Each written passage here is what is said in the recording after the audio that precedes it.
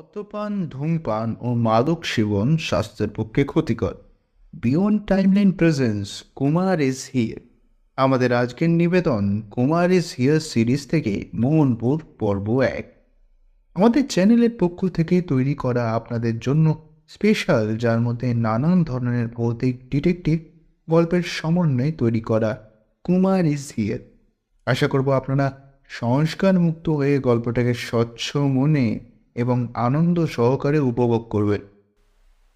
শুরু হতে চলেছে মোহনপুর পর্ব 1।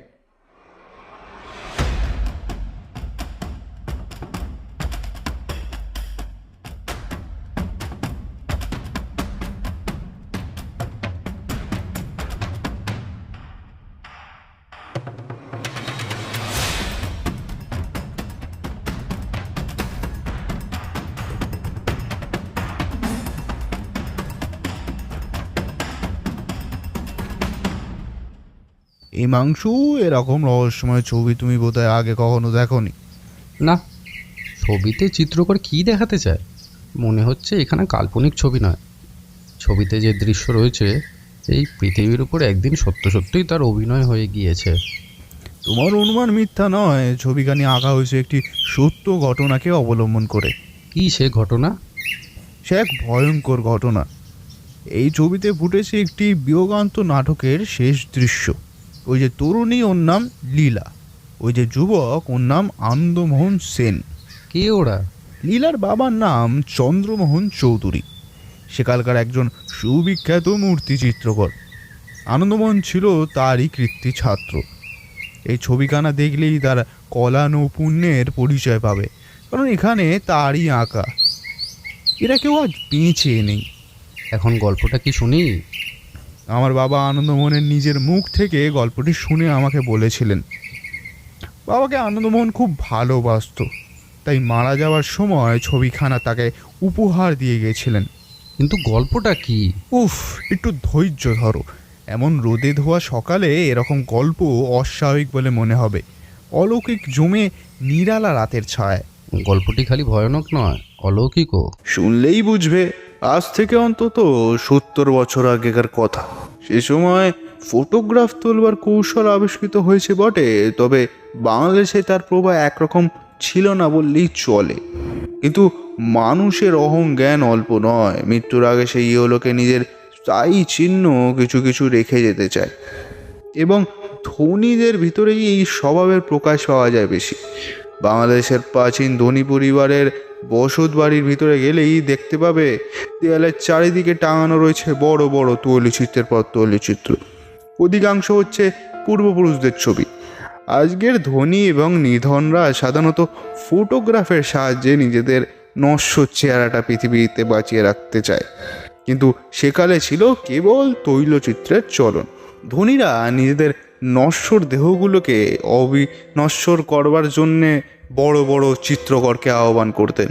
সেকালকার গরিব আর সাধারণ গৃহস্থরা ইচ্ছা থাকলেও এ বিলাসিতাকে প্রশ্রয় দিতে পারতো না, কারণ তৈলচিত্র আঁকতে যত টাকার দরকার তত টাকা থাকতো না তাদের পকেটে বা ট্যাঁকে। চন্দ্রবাবু সেকালকার একজন নামজাদা মূর্তি চিত্রকর ছিলেন। শিল্পী সমাজে তার ছিল ওস্তাদ বলে খ্যাতি, এবং ধনী সমাজে তার ছিল অতিশয় সমাদর। নিজেদের খোলস অর্থাৎ বাইরের চেহারাটাকে অমর করবার প্রত্যাশায় সেকালকার অনেক রাজা, মহারাজা এবং জমিদার আশ্রয় গ্রহণ করতেও সাগ্রহে। চন্দ্রবাবুর ছাত্র ছিল কয়েকজন। অবসরকালে তিনি তাদের চিত্র সম্বন্ধে শিক্ষা দিতেন, এবং ছাত্রদের মধ্যে তার সবচেয়ে প্রিয় ছিল আনন্দমোহন। আনন্দ ছিল যাকে বলে অনাথ। তার বাড়ি ঘর, আত্মীয় স্বজন কিছুই ছিল না, কিন্তু আনন্দের চিত্রাঙ্কনা, পটুতা ও মিষ্ট প্রকৃতি দেখে তার প্রতি আকৃষ্ট হয়েছিলেন চন্দ্রবাবু। তাকে তিনি নিজের সংসারে আশ্রয় দিয়েছিলেন, এবং চন্দ্রবাবুর পক্ষে আনন্দের মতো একজন বিশ্বস্ত লোকের আবশ্যক ছিল অন্তত। চন্দ্রবাবু ছিলেন চিরকুমার। নিজের আর্ট নিয়ে সর্বদাই এমন মত্ত হয়ে থাকতেন যে পুরো বয়স পর্যন্ত তার স্মরণপথে উদিত হয়নি। মনুষ্য সমাজে বিবাহ বলে কোনো কিছু অনুষ্ঠানের অস্তিত্ব আছে। তার পরলোকগত কনিষ্ঠ ভ্রাতার একটি মেয়ে ছিল, তার নাম লীলা। গৃহস্থালির সমস্ত কর্তব্য সেই পালন করত, আর গৃহস্থালির বাইরেকার যা কিছু কাজ তার ভার ছিল আনন্দের উপরে। এই দুজনের হাতেই সমস্ত ছেড়ে দিয়ে চন্দ্রবাবু নিশ্চিন্ত থাকতেন। কলিকাতার হট্টগোল চন্দ্রবাবুর মোটেই ভালো লাগতো না, অথচ তার পক্ষে কলকাতার সঙ্গে সম্পর্ক না রাখলেই নয়। তাই তিনি বাস করতেন শহরতলির এমন এক জায়গায় যেখানে শহরের কাছাকাছি থেকেও উপভোগ করা যায় পল্লী প্রকৃতির নির্জনতা। হিমাংশু, মনে রেখো, এ হচ্ছে 70 বছর আগেকার কথা। তখন নিজ কলকাতা শহরেও ছিল না ইলেকট্রিক, মোটর বাস এবং নানা আধুনিক যুগের লক্ষণ। অনেক রাস্তায় থাকতো মিটমিটে তেলের আলো এবং অনেক রাস্তায় দুধারে থাকতো নালা বা খোলা ড্রেন, খোলার ঘর এবং বস্তি দেখা যেত তখনকার কলকাতার যেখানে সেখানে। আজ কলকাতায় তুমি সরকারি বাগান যারা ছোট বা বড় মাঠ প্রায় খুঁজেই পাবে না, কিন্তু তখনকার দিনে কলকাতায় বহু স্থানেই এত মাঠ, ময়দান ও ছোটোখাটো জঙ্গলের মতন জায়গা ছিল। সেখানে গেলে শহরে বসেই দেখতে পাওয়া যেত পল্লীগ্রামের আংশিক ছবি। সে সময় শহরের অবস্থা যখন ছিল এরকম, তখন শহরতলি ছিল যে পল্লীগ্রামের মতোই। এইটুকু নিশ্চয়ই আন্দাজ করা যায়, তোমার পক্ষে কঠিন হবে না। তখন টালিগঞ্জ প্রভৃতি স্থানে গেলে মনে হতো অরণ্যে এসেছি। এমনি এক জায়গাতেই ছিল চন্দ্রবাবুর বসতবাড়ি এবং তার চিত্রশালা ছিল সেখান থেকে খানিক দূরে, কলকাতার প্রান্ত সীমানায়।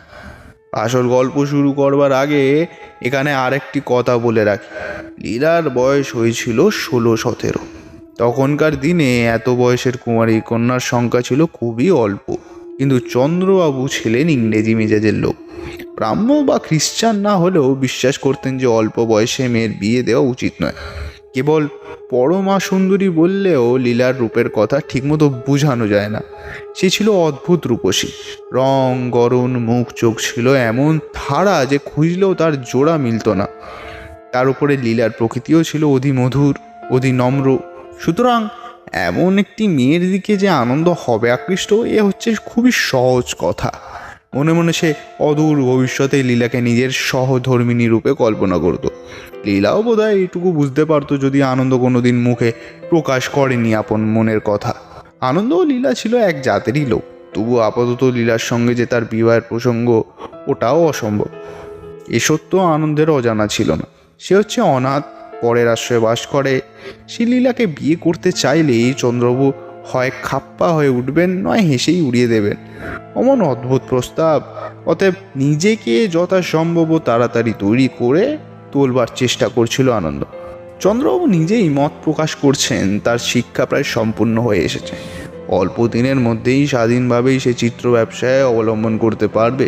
স্বাধীন হওয়ার অর্থই হচ্ছে অর্থ উপার্জন করবার ক্ষমতা। ধনী সমাজে আনন্দের যদি প্রসার হয়, তাহলে তার হাতে লীলাকে সম্পূর্ণ করতে চন্দ্রবাবু নিশ্চয়ই আপত্তি হবে না। আনন্দ দিনের পর দিন গুনছিল সেই আশাতেই। তখন সন্ধ্যা হয়। অন্যান্য ছাত্ররা বিদায় নিয়েছে। চিত্রশালার মধ্যে কাজ করছে আনন্দ একাকী। একখানি বড় ঘর দোতলার উপরে। এখানে সেখানে দেওয়ালের উপর রয়েছে অনেকগুলো ছোট বড় সম্পূর্ণ অসম্পূর্ণ ছবি, সবই তৈলচিত্র। তখনকার দিনে শিক্ষিত বাঙালি চিত্রকররা সাধারণত জলীয় রং বা ওয়াটার কালার ব্যবহার করতেন না। জলীয় রং ব্যবহার করতো যারা, শিক্ষিতরা অবজ্ঞা করে তাদের ডাকতেন পটুয়া বলে। বাংলাদেশের আধুনিক শিক্ষিত সমাজে জলীয় রঙের প্রাধান্য স্থাপন করেন সর্বপ্রথম শিল্পাচার্য অবিন্দ্রনাথ। তাড়াতাড়ি স্বাধীন হওয়ার জন্যে আনন্দমোহন পরিশ্রম করত প্রায় দিবারাত্রি ব্যাপী। অন্যান্য ছাত্ররা ছুটি নিয়ে চলে গেলেও পরেও সে অনেকক্ষণ ধরে চিত্রশালায় রং আর তুলি নিয়ে নিযুক্ত হয়ে থাকত। কোনো খেয়ালি ক্রেতার পরামর্শে সে আঁকছিল একখানা অদ্ভুত ছবি, নরকের দৃশ্য। যমদূতেরা যৌনিক পাপীকে ধরে অগ্নিকুণ্ডের মধ্যে নিক্ষেপ করতে উদ্যত হয়েছে। পাপীর মূর্তি প্রায় সম্পূর্ণ হয়ে এসেছে, কিন্তু আনন্দ বিপদে পড়েছে যমদূতগুলোকে নিয়ে। জ্যান্ত মানুষের সঙ্গে যমদূতের পরিচয় হয় না, আনন্দও কখনো দেখেনি যমদূত। তাদের চেহারার যে ঠিক কীরকম হওয়া উচিত আনন্দ কিছুতেই তা ধারণা করতে পারছে না। বিলাতি ছবিতে ইম্প, ডিমন ও ডেভিলি প্রভৃতিকে দেখেছে। তাদের কালো কালো প্রায় মানুষের মতন চেহারা, কিন্তু তাদের মাথায় থাকে সিং, পিছনে থাকে লেজ এবং পায়ে থাকে গরু প্রভৃতির মতন খুর। কিন্তু যিনি ছবির ফরমাস দিয়েছেন তিনি হচ্ছেন ন্যাকি পরম হিন্দু। গঙ্গা জল ছাড়া আর কোনো জল পান করেন না। আনন্দ অনায়াসেই ফিরিঙ্গি, ইম্প, ডিবল বা ডিমানের মূর্তি আঁকতে পারত, কিন্তু সেসব খ্রিশ্চানি মূর্তি দেখলে হিন্দু ক্রেতার হিন্দুত্ব নিশ্চয়ই জখম হবে, আর ছবি আঁকা সম্ভবপর নয়। চিত্রশালার মধ্যে পুঞ্জীভূত হয়ে উঠবার চেষ্টা করছে সন্ধ্যার অন্ধকার। বাইরে ক্রমে ক্রমে স্তব্ধ হয়ে আসছে নাগরিক কোলাহল। তখনও তুলি হাতে করে আনন্দ দাঁড়িয়ে দাঁড়িয়ে ভাবছে। যমদূতদের, হিন্দু যমদূতদের কিরকম দেখতে? রাক্ষসদের মতো, ভূত প্রেতের মতো? কিন্তু রাক্ষস আর ভূত প্রেতদেরই বা চেহারা কিরকম হওয়া উচিত? তাদেরও তো আমরা কখনো চোখে দেখিনি। অনেক মাথা ঘামিয়েও কুল কিনারা না পেয়ে আনন্দ শেষটা ধৈর্য হারিয়ে বলে উঠল, নিকুচি করেছে। যমদূতেরা জাহান নামে যাক, আমি তাতে আঁকতে পারবো না। সঙ্গে সঙ্গে তার পিছন থেকে চাপা গলায় কে হেসে উঠল। সচমকে আনন্দ ফিরে দেখল ঠিক তার পিছনেই দাঁড়িয়ে রয়েছে একটি অপরিচিত মূর্তি। চিত্রশালার ভিতরে তখন ভালো করে চোখ চলে না, বেশ ঘন অন্ধকার। বাইরে শোনা গেল প্যাঁচার ডাক। মূর্তি স্থির চোখে তাকিয়েছিল চিত্রপটের সম্পূর্ণ যমদূতগুলোর দিকে। বিচিত্র তার চেহারা, মাথায় প্রায় 6.5 ফুট লম্বা মস্ত একটা পাগড়ি। সে এমনভাবে পড়েছে যে মুখের আধখানা দেখাই যাচ্ছে না। পোশাকও সাধারণ লোকের বা বাঙালির মতো নয়। সাজগোজ দেখলে মনে হয় যে সে কোনো রাজরা, এমনকি কটিবন্ধ থেকে ঝুলছে একখানা তরবারি পর্যন্ত। সৈনিকের মতন সিধে হয়ে দাঁড়িয়ে রয়েছে মূর্তি। অন্ধকারে তাকে খানিক দেখা যাচ্ছিল না, কিন্তু অন্ধকারের মধ্যেও ঝক করে উঠেছিল তার স্বর্ণখচিত ও নানা রত্নের অলঙ্কৃত বহুমূল্য পোশাকটা। এমন মূর্তি এখানে দেখবার আশা আনন্দ করেন। সে রীতিমতো হতভম্ব হয়ে গেল। মূর্তি গম্ভীর স্বরে বলল, ছোকরা, পৃথিবীতে যখন বেঁচে আছো যমদূতদের নিয়ে মাথা ঘামাচ্ছ কেন? তারপর চেহারা দেখলে ও গলার আওয়াজ শুনলে বুক ধড়ফড় করে ওঠে, কিন্তু একটা জবাব না দিলেও চলে না। আনন্দ কোনো রকমে বলল, আগে হরিদ্বারের ফরমাস। মূর্তি একখানা হাত রাখলো আনন্দের কাঁধের উপরে। আনন্দের মনে হলো তার সর্বাঙ্গের উপর দিয়ে বয়ে গেল একটা তরঙ্গিত তুষারবাহী হিলোল। সে পিছিয়ে দাঁড়ালো সবয়ে। মূর্তি বলল, হরিদ্বারের ফরমায়েশও আর কোনোদিন যমদূতদের দেখবার চেষ্টা করো না। আনন্দ ভয়ে ভয়ে বলল, চন্দ্রবাবুর কাছে আপনার কোনো দরকার আছে? অনুগ্রহ করে ওই আসনে বসুন। চন্দ্রমোহন চৌধুরী কোথায়? আগে তিনি কাজে বেরিয়ে গিয়েছেন, ফিরতে রাত হবে। চন্দ্রমোহন চৌধুরীকে বলো আমি মোহনপুরের মহারাজা মহেন্দ্র নারায়ণ আসছে কাল সন্ধ্যায় ঠিক 8টার সময় আমি আবার তার সঙ্গে দেখা করতে আসব। সে যেন এখানে হাজির থাকে। মূর্তি হঠাৎ ফিরে দাঁড়ালো, তারপর সোজা বেরিয়ে গেল নিঃশব্দ পদসঞ্চারে। গড়ের আবহাওয়া এতক্ষণ যেন তুষার শীতল হয়েছিল। মূর্তি অদৃশ্য হওয়ার সঙ্গে সঙ্গেই আবার ঘরের মধ্যে জেগে উঠল গ্রীষ্মের উত্তাপ। আনন্দের কেমন কৌতূহল হলো। চিত্রশালা থেকে বেরিয়ে মূর্তি কোন দিকে যায় দেখবার জন্য ওই জানালাটার তলাতেই আছে চিত্রশালা থেকে বেরিয়ে যাওয়ার একমাত্র দরজা। সে তাড়াতাড়ি জানালার কাছে দাঁড়ালো। সে প্রায় 10 মিনিট কাল জানালার ধারে দাঁড়িয়ে রইল, কিন্তু সদর দরজা দিয়ে কারোকেই বাইরে বেরিয়ে যেতে দেখলো না। তবে কি লোকটা এখনো বাড়ির ভিতরে আছে? এই সম্ভাবনা মনে জাগতেই আনন্দের সমস্ত দেহ হয়ে উঠল রোমাঞ্চিত। কি এক অজানা ভয়ে সে তাড়াতাড়ি উপরের ঘর থেকে বেরিয়ে একতলায় নেমে গেল, কিন্তু কোথাও কারুকে দেখতে পেল না। তখনই আশ্চর্য ব্যাপার নিয়ে আর মাথা না ঘামিয়ে চিত্রশালার দরজা বন্ধ করে হাঁপ ছেড়ে বাঁচল। সেই রাত্রেই আনন্দ আগন্তুকের কথা চন্দ্রকে জানালো। চন্দ্র একটু বিস্মিত হয়ে বলল, মোহনপুরের মহারাজা মহেন্দ্র নারায়ণ? কখনো তার নাম পর্যন্ত শুনিনি। কে চান তিনি? নিশ্চয়ই আমার হাতে তার রাজ্যভার সমাপন করতে আসবেন না। বোধ হয় তার একখানা ছবি বেশ, কাল যথাসময়ে মহারাজা বাহাদুরকে সসম্মানে অভ্যর্থনা করবার জন্য চিত্রশালায় উপস্থিত থাকব। পরদিনের সন্ধ্যা। চিত্রশালার মধ্যে একমাত্র আনন্দ ছাড়া আর কোনো ছাত্র নেই। চন্দ্রবাবু ঘরের ভিতরে পায়চারি করছিলেন। হঠাৎ দাঁড়িয়ে পড়ে বললেন, 8টা তো বাজে। আনন্দ কই? এখনো তো কারোর টিকি দেখতে পাচ্ছি না। আগে তিনি ঠিক 8টার সময় আসবেন বলেছেন। কি নাম বলেছিলে? মোহনপুরের মহারাজা মহেন্দ্র নারায়ণ? আগে হ্যাঁ। দেখতে কি রকম? দেখলেই মনে হয় সম্ভ্রান্ত ব্যক্তি। বয়স কত? বলা শক্ত স্যার, তবে এইটুকু বলতে পারি, বয়সে তিনি যুবক নন। ঘড়ির দিকে তাকিয়ে চন্দ্রবাবু বললেন, 8টা বাজতে আর 1 মিনিট বাকি। এখনো মহারাজ বাহাদুরের দেখা নেই। আনন্দ, আমি কিন্তু 8টা বাজলেই চলে যাব। আমার অনেক কাজ। মহারাজা বাহাদুর যদি তারপরেও আসেন তুমি তার সঙ্গে কথাবার্তা কইও। জীবনের রাজা মহারাজা দেখেছি প্রায় 2 ডজন। কোনো মহারাজের জন্যই আমি এখানে ধর্ণা দিয়ে বসে থাকতে রাজি নই। মহারাজাদের চেয়ে আমি মহাশয়দের বেশি পছন্দ করি। ঘড়িতে ঢং ঢং করে 8টা বাজলো। একতলা থেকে দোতলা উঠবার কাঠের সিঁড়ির উপরে শোনা গেল কারুর পায়ের শব্দ, কিন্তু ঘরের দরজার সামনে দেখা গেল মোহনপুরের মহারাজা মহেন্দ্রনারায়ণের মূর্তি। মহেন্দ্রনারায়ণের মূর্তির ভিতর দিয়ে প্রকাশ পাচ্ছিল এমন একটা আশ্চর্য ব্যক্তিত্বের ভাব যে চন্দ্রবাবু তাড়াতাড়ি মাথা হেট করে তাকে প্রণাম না করে পারলেন না। মহেন্দ্রনারায়ণ ঘরের ভিতরে এসে দাঁড়ালেন। চন্দ্রবাবু তাড়াতাড়ি একখানা চেয়ার টেনে এগিয়ে দিয়ে বললেন, আজ্ঞে, বসতে আজ্ঞা হোক। মহেন্দ্রনারায়ণ সেদিকে ভ্রুক্ষেপ করল না, দাঁড়িয়ে রইল। চন্দ্রবাবু বললেন, আপনি কি মোহনপুরের মহারাজা বাহাদুর? হ্যাঁ।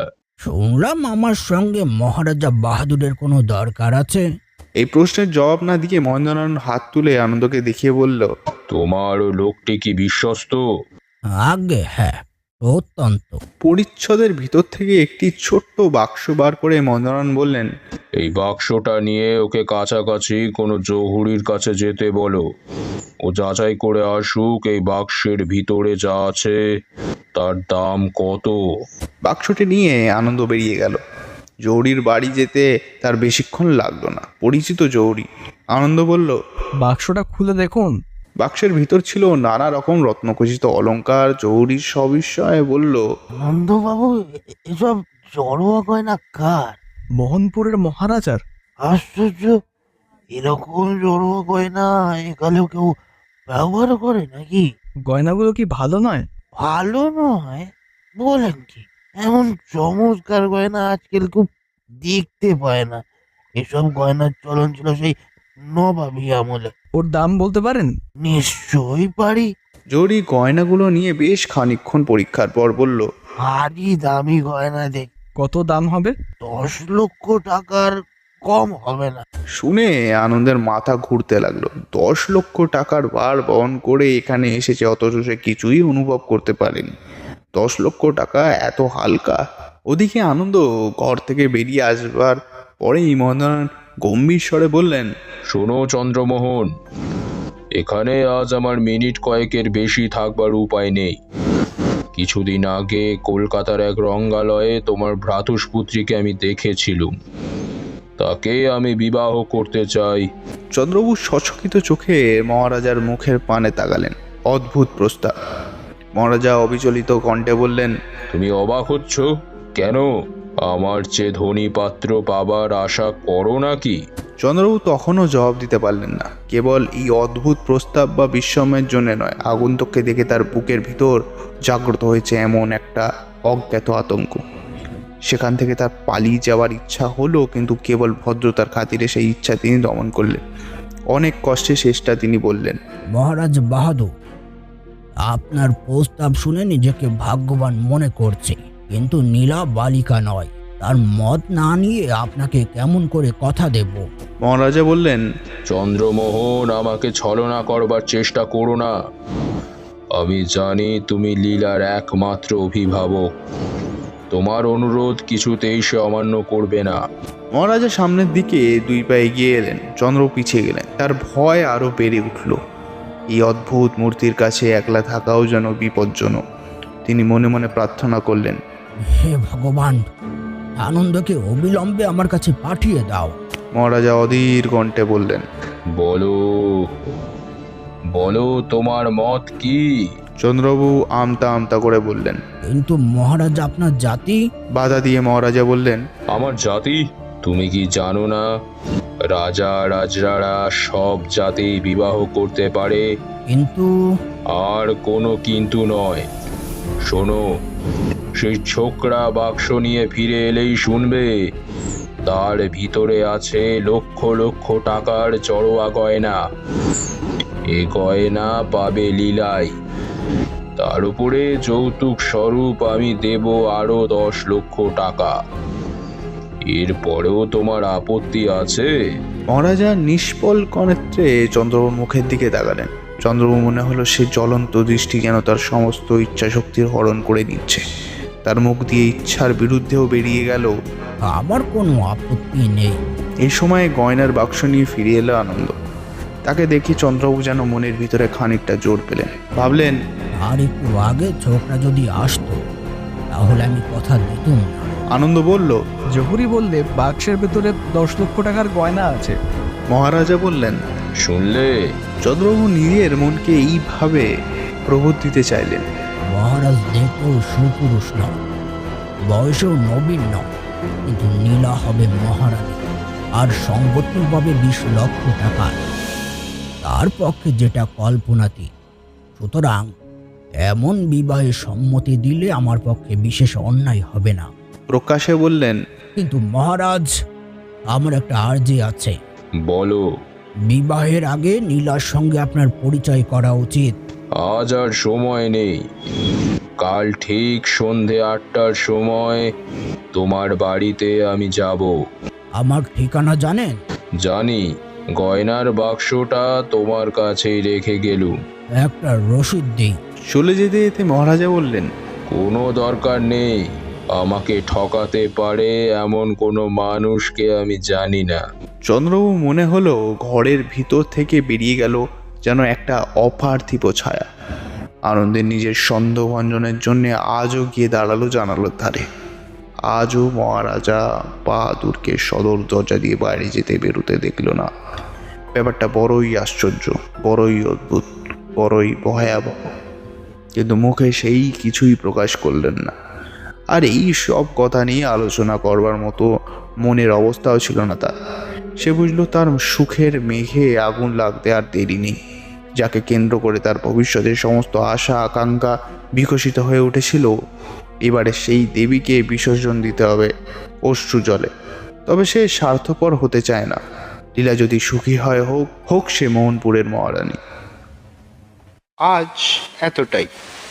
আজ শুনছিলেন মোহনপুর পর্ব 1, রচনায় মিস্টার কুমার, হিমাংশু এবং প্রথম পাঠক চরিত্রে অভি, মহেন্দ্র নারায়ণের ভূমিকায় দ্বিতীয় মীর, শঙ্কর ও দ্বিতীয় পাঠকের চরিত্রে উপাচার্য, চন্দ্রমোহনের চরিত্রে সুব্রত, আনন্দমোহনের ভূমিকায় দেব, জহুরির চরিত্রে সৌভিক।